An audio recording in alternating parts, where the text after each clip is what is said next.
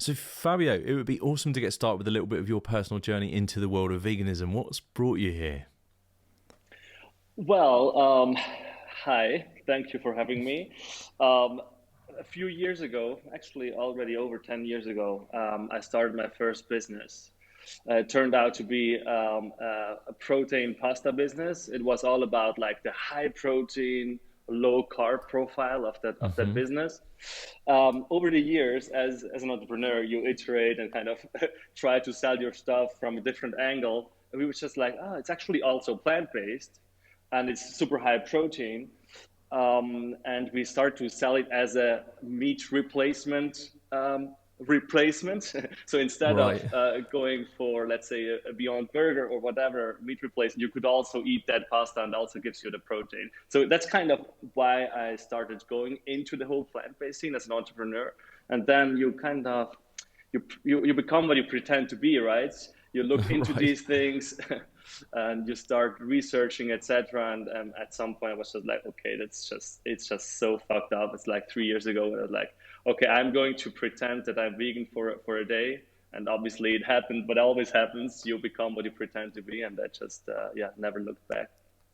That's incredible. So it sort of started almost like as a business angle, really, and then you just learnt so much through that process that it was this makes sense. 100%. I mean, I always knew that factory farming is horrible and there is no excuse for it. I always knew that. Right? It's not that the information was not out there, but the Right. problem is I didn't want to see, and it's still the problem with everybody, not everybody else, but like the majority out there, they just don't want to see. The information is out there. But once you start selling something, right, as an entrepreneur, and you Mm. start selling that to other people, you obviously your buy-in becomes bigger, and then you look at things differently.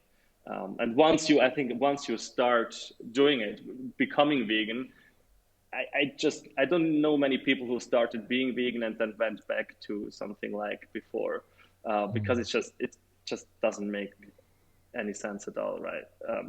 To eat meat and dairy. No, absolutely not. Did you start to think? You know, I mean, obviously you were in the food industry and things like this, and you had a product that was plant based.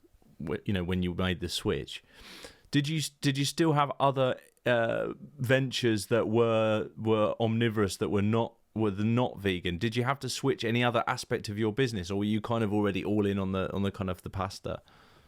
No, luckily I've never sold unvegan food. Right. I mean, it could have happened to me, honestly. I mean, when I started out as an entrepreneur, I just wanted to get into business Mm. and be free and create things. And I was not focused on super ethical things or whatever. So I'm not saying that I'm like the best person in the world, but yeah, it just happened to be a vegan product in the beginning. We started it as a B2B internet platform play anyway. So this was the internet is vegan, right? So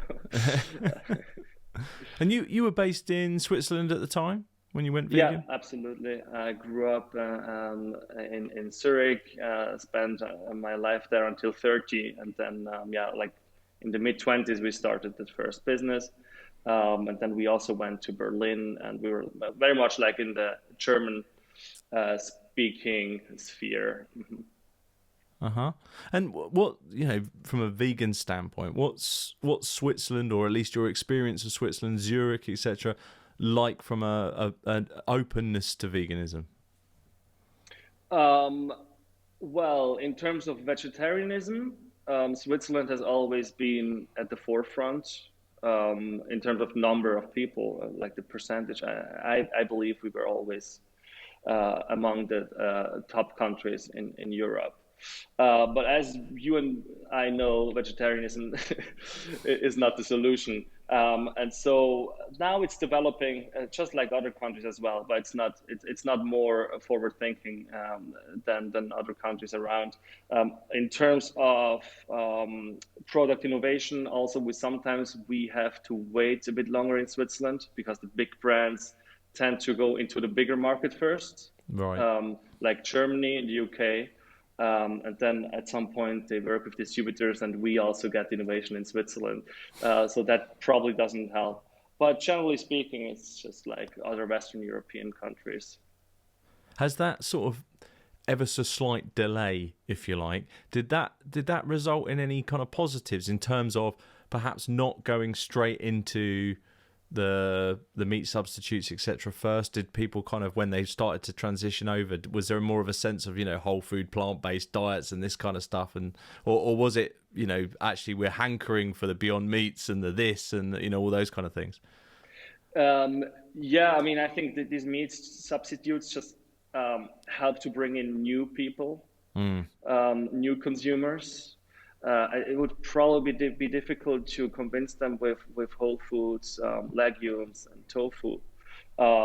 So I'm not sure, honestly. I probably can't give a good answer here, but I'd rather have more innovation coming from all kinds of technologies and product angles, just to help people to make the transition. But then I also hope that then people are not just eating meat replacement and cheese replacement all the time, but also go into the more basic stuff. We can do a lot with lentils, or legumes in general, etc. I mean, I don't have to tell you. I hope this is a transition towards a more whole foods diet as well. But yeah, it's definitely a very good entry point. I think the brands are doing a lot right, and I have to say that I'm part of that community, right? Yeah, absolutely. Tell us about that journey then, from pasta and kind of, actually this accidental almost discovery of this is plant-based, why don't we sell to your own personal veganism, to then all the way forward. Was there kind of businesses in between the pasta and the next level? How did that journey look? Yeah, I mean, this journey looked, and there was no business in between, actually. We did that for a few years, brought it to Berlin, brought it to the German, the Austrian, the Swiss markets, into like 2,000 retailers, etc. We had our problems, I have to say, because the buy-in from people was not really there. Because we really tried to sell it as, okay, that's your meat replacement. You eat that pasta, it's 45% protein, also has less carbs, is healthier for you, everything, and allows you to reduce meat consumption. So it has been, but that has been quite difficult, which then also led me to the realization that's actually maybe better to go for the, let's call it the Beyond Meat approach, just trying to replicate exactly what meat used to be, just to from a business standpoint as well. And then obviously, if the business works, the impact works as well. So we didn't really have the impact that we wanted to have. So once we sold that business, I was just thinking, okay, where can we have the biggest impact, and how can we have that? And that's why I came up with Next Level as a concept, which is basically a vegan version of Domino's Pizza. So super convenient, cheap pizza, and it's really nothing lacking. It's not vegetable pizza with broccoli or anything. It's just burger pizza. It's even chicken nuggets pizza. It's a lot of fun, convenience, speed, and that's how we try to grow the vegan market in the end. Yeah. What was it that sort of stood out as was missing to you from what the others were doing, what the competitors were doing in the space of, like you mentioned, Domino's, there's like Papa John's and all these kind of folks who have, a vegan option. What did you feel was missing? Well, the thing is, these vegan options clearly don't use the best ingredients that are out there. I mean, they use fairly okay ingredients. It's safe to consume. Go for the vegan option, please. But there is so much better stuff out there. And I can't say why Domino's, etc., are not using these newer ingredients and brands. But maybe it has to do something with margins, or they're just not quick enough, or they just don't see the necessity. Let's be honest, they try to sell their factory farms meat because they have huge margin on it. It's subsidized. They don't want the world to change, so they do some vegan options because obviously maybe there is a vegan in the group and they don't want to screw up the whole pizza order. So it's not, they're not really going all in on that. Obviously, they might do at some point. I hope for the competition very much so.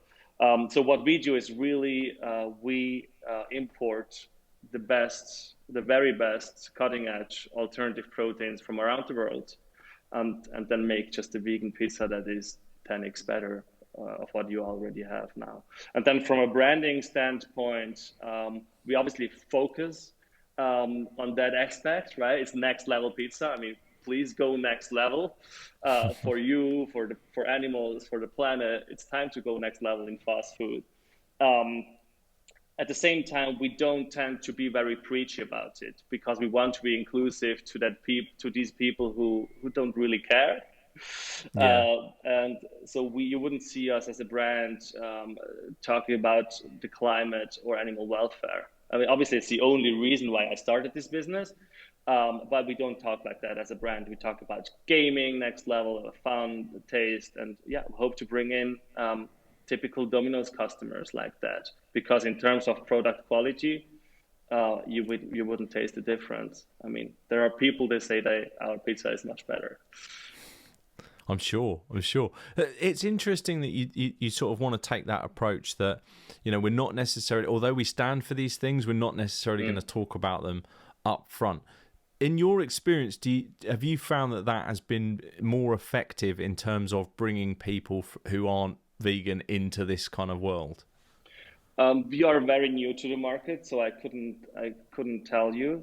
But yeah, it's definitely my bet or my best guess. But it's not the only approach that can work. For example, VFC of Matthew Glover. I mean, they're doing amazingly good job.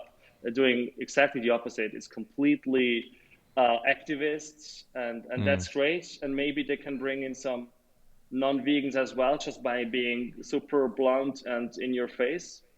I don't know.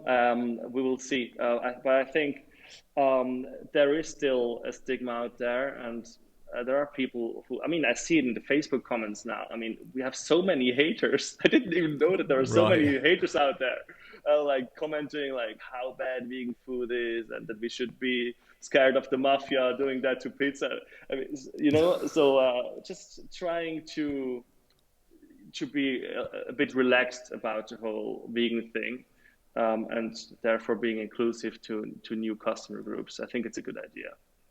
You made an interesting point, and I really want to pick up on it and get your perspective on the sort of the whole plant-based food market, particularly when it comes to the big brands taking part in it, if you like. And you said that when these big brands are doing this, they're kind of worried about the one vegan in the group messing up the order, and I liked that kind of point. Yeah. Do you think that is? I mean, I'll frame this question a little bit. I see sometimes that there is sort of vegan news outlets, plant-based news outlets, these kind of folks who will herald big businesses like your Burger Kings, your McDonald's, your Domino's, whoever, with their vegan option as progress.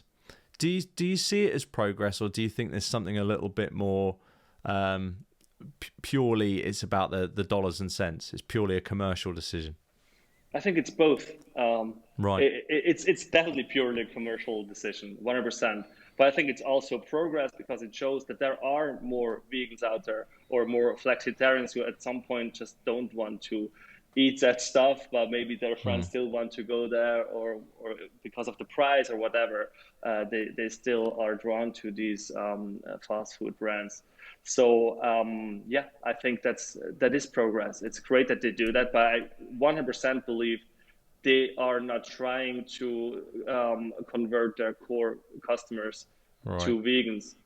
They'd rather not that to happen, honestly, because it's still a bit more expensive to buy these ingredients. I mean, they have fully, over decades, they built their supply chains, and it's all based on conventional meat and dairy. So they're very good business people reacting to the change, but they're not going to help the change necessarily or enforce it, if that makes sense. But yeah, it's cool to see that these chains have to introduce vegan options, and some of them are more forward thinking than others. Let's be honest. I mean, what Burger King does with fully vegan Burger Kings, and with their options, etc., is, for example, more than what Domino's does, and also more than what McDonald's has done. So we also should give them credit. Yeah. Do you think, in a way, by taking that little bit of market share, by protecting the total order, all those kind of things, like you say, that they are, in some respects, almost bringing more customers to businesses like yours? Because, you know, somebody tries a Papa John's, they try the Domino's vegan option, and then decide, do you know what, a vegan pizza might be something I'm into, so I'm going to now check out other vegan pizza options. Is it kind of almost a bit of a Trojan horse for them to sending some of those customers away to different places, do you think? 100%. Our main challenge will be that the category is still small. So we have to focus not on growing our brand. We have to focus on growing the category, and obviously all of these brands introducing new options helps the category, especially obviously when Papa John's, Domino's, etc. are doing that. So yeah, what I really hope is that they're also going to improve these vegan options, especially Domino's. Because it can also have the opposite effect. Somebody tries a vegan pizza at Domino's, and okay, no, vegan pizza is not for me. Yeah, Papa John's has been quite forward-thinking. They've quite a lot vegan options. I haven't tried them, honestly. I should, but I heard they're quite okay. But yeah, all of that helps. We have to grow a category. We have to grow a category to the point where vegan as a word doesn't exist anymore. I hope at some point your podcast will just be called Bloody Productions or yeah, well, maybe you need a new name then, because I will have to think of a new one. Yeah, we have to make it the standard, right? By having to say always, yeah, it's the blah blah blah vegan thing. It already puts us into that niche, right? It should just be a normal thing that we are eating food that is not killing animals and damaging the world. So 100%. That's also what I try to do with our brand. We don't even use the word vegan a lot. Obviously, sometimes we do because we want to inform people, but we just want to be the next level of pizza. We don't want to be the small niche thing of some crazy hippies. Obviously, I'm a crazy hippie, but it's just not what we want to stand for. So thinking about some of those ingredients, you mentioned earlier that you went out of your way to source the best ingredients in the space to make the best possible pizza. What did that process look like? Who are some of those folks that you managed to get on board? I wish I could tell you like it's like a very intelligent, elaborate process, but it's actually just talking to people all the time, and then asking for, especially also talking to investors or other. For example, Elisabeth Alfano is also a vegan podcaster, is one of our advisors. Just talking to people who know other people, and then they make introduction, and then you already know in advance who is working on what interesting new stuff, and then when it's coming out, you're the first knocking on the door, say, hey, by the way, we need that on that pizza.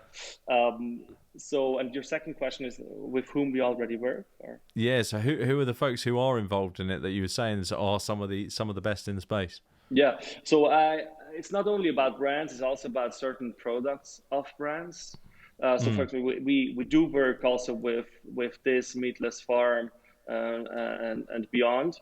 But we also, these brands do have products that we like and others that we don't like that much. This is not necessarily because the products are not good, also maybe just because of our oven or like the way how we handle ingredients, just to be fair. We work with these bigger brands, then we work with smaller brands like Verdino from Romania. Probably have you heard of them? Yeah. Okay, because you're an insider.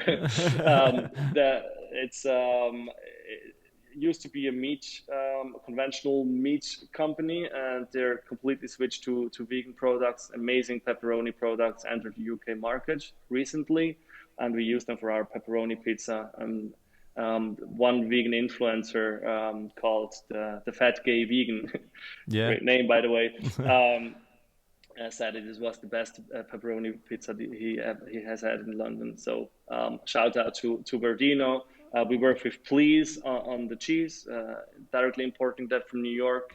Definitely the best plant-based cheese in the world at the moment, and I swear I have tried everything.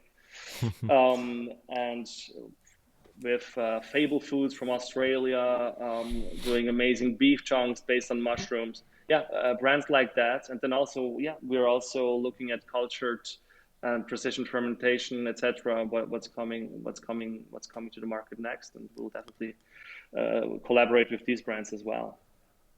Oh, that's awesome. Can we talk about the branding, the name, Next Level, the gaming, that whole thing's fascinating to me. Like, what led you to that? Tell us that story. Well, we just, as I told you, we didn't want to be the brand working, talking about saving the world. Right? That's the straightforward thing to do.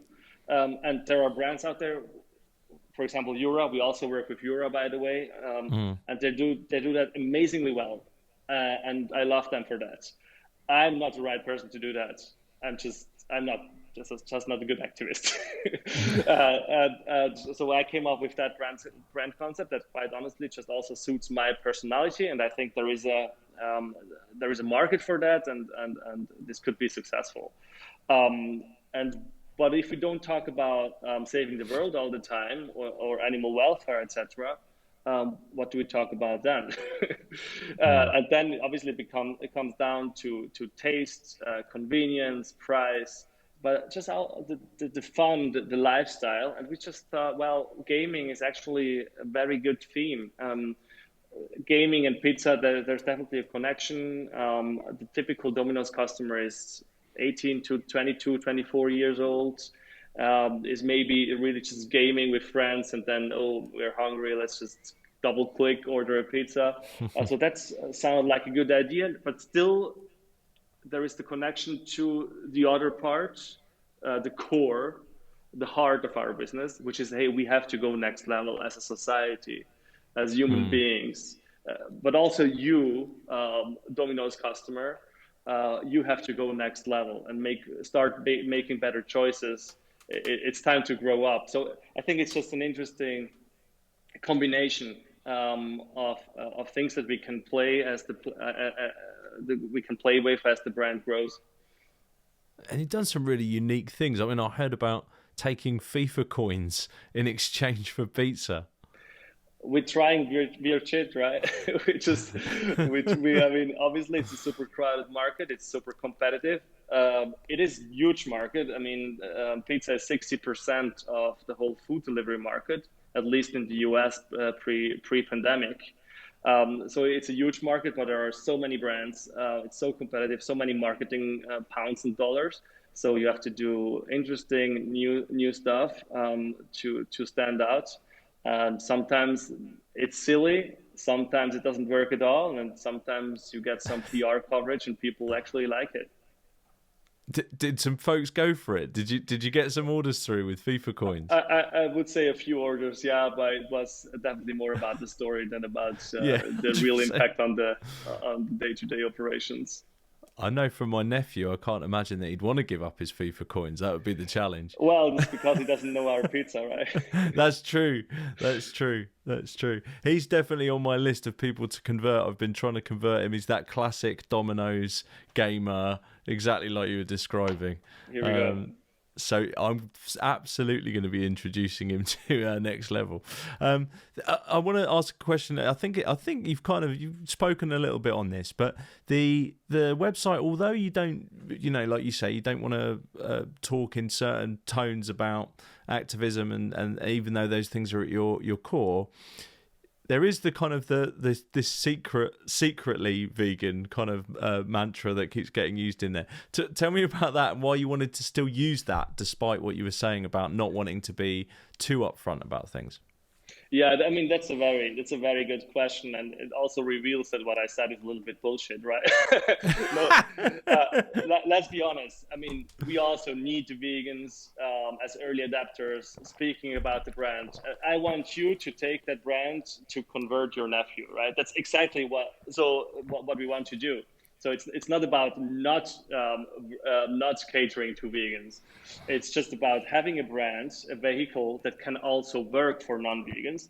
But now, as we have just started out, and we obviously need the help of the community to bring it out there, we just came up with that little trick, saying that things are shouting super loud how secretly vegan this brand is. And that's what we do. For example, on Deliveroo, etc. It's like pepperoni pizza, secretly vegan, and obviously it's just a workaround. But at the same time, I think it's a great story. And you can say, hey, have you heard about that secretly vegan pizza? And obviously, what you communicate with that is, it's a pizza, it's vegan, but it's at least as good as a non-vegan pizza. You don't give up anything. Maybe at some point when we are growing, reaching these audiences that you help us to reach with your nephew, with talking to your nephew, we might do that less. So then the secret maybe becomes more of a secret, but also it's interesting to talk about the secret. So it will always be a pseudo secret, right? It's always something that people use in conversation saying, hey, psh, don't tell anyone that it's actually not meat. In the end, everybody will know. And then hopefully in a few years, it will be the market standard anyway. And then, and then we don't have to talk about that anymore. We're just eating the right thing altogether. So you mentioned you're obviously new into the space. How well's it been going? You mentioned you've got some really good feedback from some folks in the influencer community and things like that. But how's it been going? Have you had much back from the kind of the general public? Yeah, I mean, we have only been live a few months now in a ghost kitchen, and then we started the first pop-up in Soho in February and March, and has been going very, very well. I mean, especially the product feedback has been crazy. I mean, literally vegans writing us that they are angry that we don't have a vegan option on the menu. So obviously it's still secret enough. It's still pretty secret. It's still pretty secret. And especially if you only just have a bite of the pizza, you wouldn't know. You really wouldn't. It's super meaty. So that has been amazing. The product feedback. Then we have had BuzzFeed featuring us, My London, Metro UK. So also some PR stuff was going on. Which is very cool. First influencers helping us. It's all about growing that community, that feeling that together we actually can change the face of the fast food industry. And I think looking at it from that angle, we are absolutely on track. At the same time, it's obviously what we have already known before. It is hard. It is a competitive market. It's not that people say, oh, finally I can order a pizza. It's more like, oh my God, now the 10th pizza place in 2 miles. So looking at that, we know that we will need to invest a lot of money, a lot of heart and sweat into making that an international success. But I think we definitely are on track, but still very, very early. Where do you see plant-based food going in the next sort of 5 to 10 years? I know I'm asking you to get the crystal ball out there and think a little bit into the future, have a bit of a guess. But where do you think it's going to go? The problem with that question is that I always tend to tell what I hope, not what I know. But what I know is the ingredients innovation side of things is really exploding. And I always tell that to my parents and other people who are not yet vegan and just feel like giving up too much, especially on the cheese side. There's always a cheese. I think people can't imagine what's coming next in terms of product quality. So I think this will change a lot. And then my hope is that that will actually reach some tipping point with the products that we have, the new products. I believe in cultured meat. I believe in precision fermentation cheese. I hope all of that will just be game changing, especially when it comes to new product categories. Not like burgers. Burgers is easy. We know that now. I think that ideally we could reach a tipping point where things become much, much faster, because the whole factory farming thing doesn't make any sense. The only reason why we don't change it is because we close our eyes. And the reason why we close our eyes is because we are hungry for that food and we don't want to pay more money. So once we get that food, same or better quality, for the same or even better price, which also should be reachable within the next few years, my guess, my hope, my bet is that everything just changes within a few, maybe months, 2-3 years, and it becomes like, oh my God, what have we been doing? That's definitely what could happen. But maybe it's not like that. Maybe that's just me as being a dreamer, or maybe it's just more like step by step, 1% more every year, which I find boring. Definitely, I bet on a future within the next 10 years, definitely within the next 10 years, where more than 50% of all fast food is vegan. And I think at some point it will just be obvious that I'm focusing on fast food here.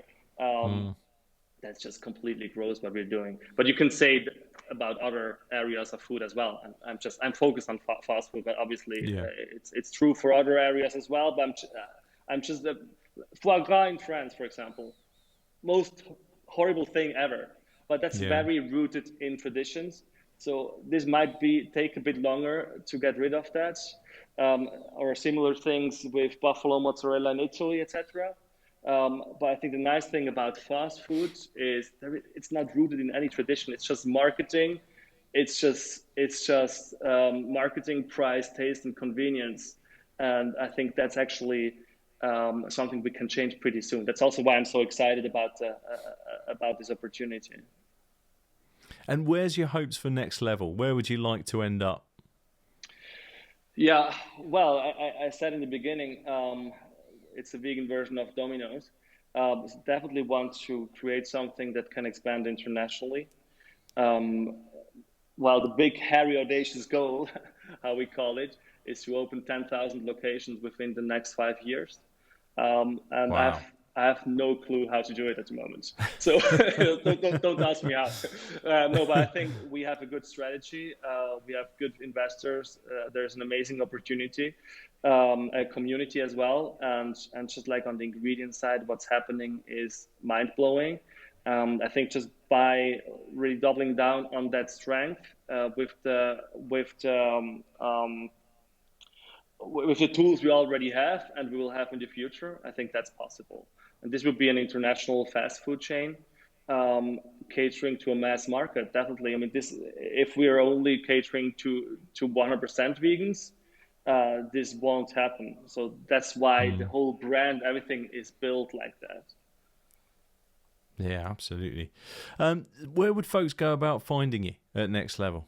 We are just launching a new little website today, nextlevelpizza.com, NXT LVL PZA.com. We are also launching a crowd investing campaign next week. So maybe you want to support us there as well. And otherwise at Next Level Pizza on Instagram, Facebook, and your platform of choice. Awesome. And you're already on Deliveroo in certain parts of London, is that right? We are just setting up now our new Hackney Wick location. East London, going to be available on our own website, nextlevelpizza.com, Deliveroo, Just Eat, Uber Eats. And really growing from there now. Amazing. Is the pop-up still there in Soho? No, we closed it by the end of March. It was just a 2-month thing. Yeah, this was just. So the website and Hackney Wick, that's where we've got to go. In and around Hackney Wick, we're also hosting a few vegan events. You get an invite as well. But yeah, we're looking at opening 10 locations until the end of the year. Amazing. It's delivery focused. Yeah. Awesome. Well, I'll make sure there's links in the show notes so that everyone can check out Next Level Pizza's website and hopefully get a taste because it sounds incredible. It sounds like it's definitely pioneering in the space. So I thank you for your voice within it and within the community, Fabio. Thank you, Jim. Thank you very much for having me.